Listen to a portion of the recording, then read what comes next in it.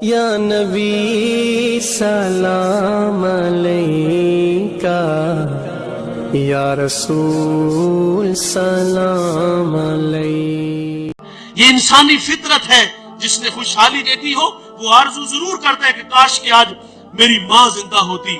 میں 1997 میں قبلہ رضا ثاقب مصطفی صاحب کے پاس تعلیم حاصل کرنے کے لیے آیا تو میری والدہ نے مجھے بچپنے میں کہا کہ بیٹے میری آرزو ہے کہ جس طرح قبلہ حضرت منبر پہ بیٹھ کے لوگوں کو اللہ رسول کی باتیں سناتے ہیں، میرا بیٹا بھی لوگوں کو اللہ رسول کی باتیں سنائے۔ یہ میرا خواب، میرا سپنا ہے اور میں یہ دیکھنا چاہتی ہوں۔ لیکن ہوا کہ 1999 میں وہ اللہ کے پاس چلی گئی۔ اللہ نے بڑی عزتوں سے نوازا ہے، پورے پاکستان میں جاتا ہوں اور ہزاروں کے اجتماعات میں میں نے خطابات کیے ہیں، علماء کی موجودگی میں، بڑے بڑے مشائخ کی موجودگی میں میں نے اللہ رسول کی باتیں سنائی ہیں۔ لیکن کبھی کبھی آرزو مچلتی ہے کہ پردے کی اوٹ میں بیٹھ کے اس بیٹے سے ماں اللہ رسول کی باتیں سنے تو میرا قد کتنا بڑھ جائے گا۔ یہ انسانی فطرت ہے، وہ آرزو کرتا ہے کاش کہ آج میرے ماں باپ زندہ ہوتے۔ حضور مصلی پہ کھڑے ہیں، حضور نے پیچھے پلٹ کے صحابہ کو دیکھا، چھم چھم آنکھیں برسنے لگی۔ ماں کب بچھڑی تھی؟ جب میرے نبی کی عمر 6 سال تھی۔ ابوا کا ٹیلا یہ ایک چھوٹی سی بستی ہے جہاں سیدہ آمنہ رضی اللہ تعالی عنہا آ کے رکتی ہے۔ آپ کو بخار ہو گیا تھا اور بخار تلخ تھا جس نے سیدہ آمنہ رضی اللہ تعالی عنہا کی جان لے لی تھی۔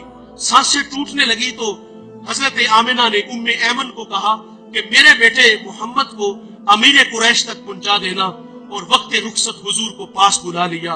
ادھر بچپنے کی معصومیت، پیشانی میں نبوت کا نور ہے اور ماں بیٹے میں کھپ سی جاتی ہے۔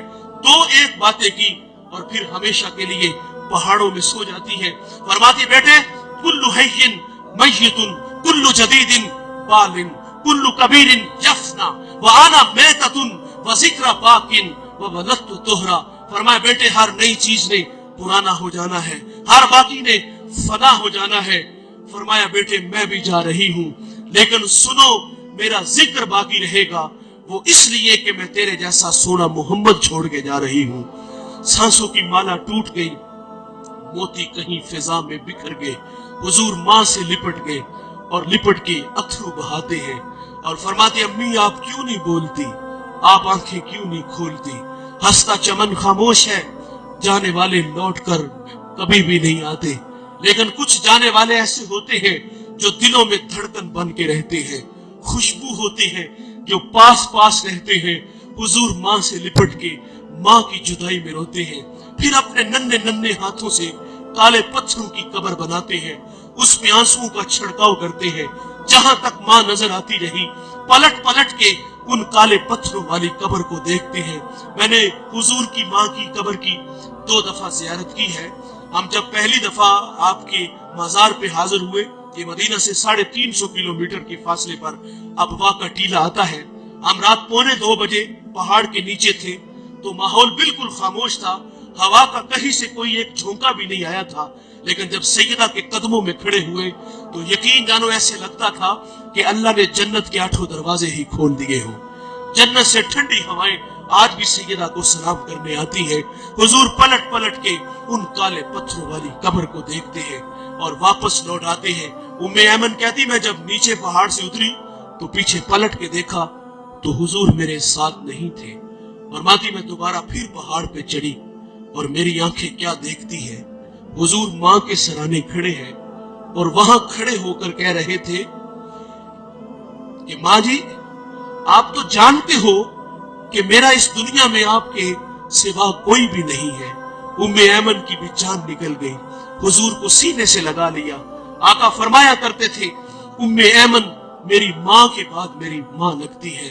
صاحب 6 سال کی عمر میں ماں بچھڑی تھی، آج مصلی پہ کھڑے ہیں، تا حد نظر اصحاب ہیں، چھم چھم آنکھیں برس رہی ہیں اور فرمایا صحابہ کاش کہ آج میں محمد کی ماں زندہ ہوتی، میں تمہیں نماز عشاء پڑھا رہا ہوتا، اس میں سورت فاتحہ کی قرات بھی کر چکا ہوتا، پھر میری ماں کو مجھ سے کوئی کام یاد آ جاتا، وہ مسجد نبوی کے دروازے پہ آ کے کہتی ابن محمد، میرے بیٹے محمد میری بات سنو۔ حضور فرماتے نماز توڑ کے پہلے ماں کی بات کو سنتا۔ حضور نے عملاً ہمیں ماں کی عزت کر کے بتایا، تو صاحب ان کی قدر ان کی زندگی میں کرو۔ میں ایک جگہ خطاب کرنے گیا تو ایک بوڑھا میرے پاس آ کے بیٹھ گیا اور رونے لگے۔ مجھے کہتے ہیں مولوی صاحب منو ایک مسئلہ دے دسو، جن نے ماں ویکھی نہ ہوئے او دا کی بنے گا؟ کہیں بچپن میں ماں بچھڑ گئی، خدمت کا موقع نہ ملا، اور آج آرزو کر رہا ہے کاش ماں ہوتی تو ماں کی خدمت کرتا۔ اور مجھے وہ نکمے اور نلائق بیٹے یاد آئے کہ جنہوں نے ماں باپ کو دھکے دے کے گھر سے نکال دیا، اور ماں باپ جو ہے وہ ذلت اور رسوائی والی زندگی گزار رہے ہیں۔ آج کی اس بزم میں میں اور آپ عزم کریں کہ آج کے بعد ہم ماں باپ کا دل نہیں دکھائیں گے۔ ماں باپ ناراض ہے تو ابھی جا کے ان سے معذرت کر لیں۔ یقین جانے ایک لمحہ لگتا ہے۔ میں پچھلے دنوں ٹوبا ٹیک سنگھ ایک جگہ خطاب کرنے گیا تو وہ بچہ مجھے دلائل دینے لگا کہ والدین کی زیادتی ہے، بڑی عجیب سی باتیں کرنے لگا، لیکن میں نے اس کے دل کے دروازے پہ دستک دی۔ اللہ کا شکر ہے کہ وہاں جھٹکا لگا، اور وہ مجھے کہتا وہ نہیں مانے گے۔ میں نے کہا جاؤ تو صحیح یار۔ وہ کہتا میں کل جاؤں گا، میں زندگی وفا کرے نہ کرے جاؤ یار۔